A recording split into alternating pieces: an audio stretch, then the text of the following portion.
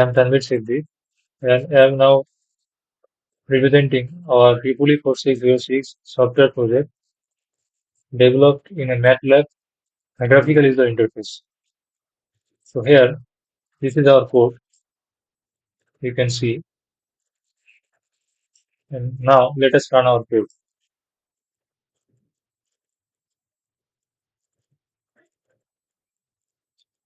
After running, we can see a graphical user interface has opened up. So here we are seeing a lot of new parameters. Here inside this box we have the governor time constant, the turbine time constant, inertia constant, load damping, speed resolution. To understand these specific topics, we need a knowledge from the theoretical course, and I suggest all of you to understand this from the theoretical knowledge. And here the PID control parameters, and here the are the simulation settings, the simulation time, and here three uh, graphs are shown. So let us first of all run the simulation by clicking the run simulation button.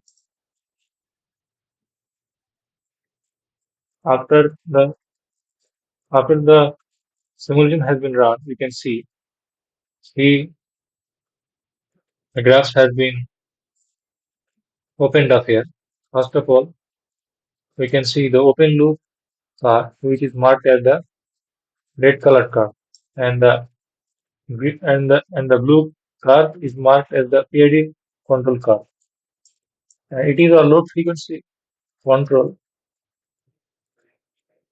demonstrated so the car. So here we can see the open loop configuration has a steady state error which is more than the PID control steady state error. We have applied our load at time t is equal to 2 seconds, where we applied the load change as 0.01 per unit value. We have applied this load change in the power system network. Our project is based on the single area power system network, where we applied a load change of 0.01 per unit, and we are seeing the effect on its frequency deviation.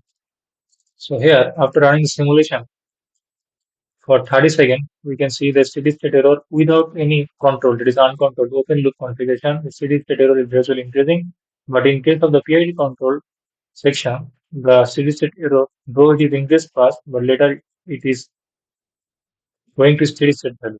If we increase our simulation time to 60 seconds, we can see a wide range of curve up to 60 seconds. So let us now set it to 60 and run the simulation. We can see a curve of 60 seconds. And the red one is open loop and the blue one is the PID control curve. So through this configuration, you can see through the PID control, through the application of PID control, the steady state error comes to almost zero. But open loop without any control mechanism, steady state error is continuous and it is gradually increasing. So now, from our theoretical knowledge of control system, we know that if we increase the AI, that is the integral gain of our PID control parameter, it increases the gain, and see what happens to the overshoot of the PID control curve, increasing it. And we can see after increasing,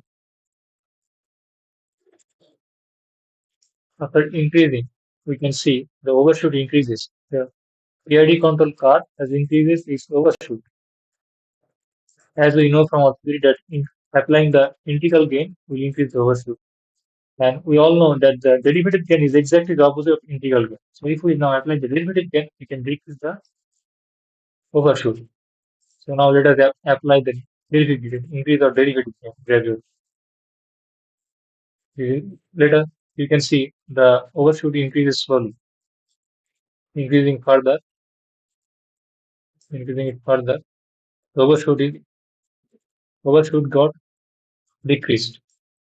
Though the slider value is not working properly, as we have taken the slider to point 8, but it's showing 1.54. There is a slider. There are some disturbances in our code. So for this reason, the slider is not working properly. Only this slider, the slider for the derivative. And from our theoretical knowledge, we can see if we apply the KP, it is proportionality gain, then the steady state error will got decreased. As we can see, by increasing the integral gain, overshoot got increased,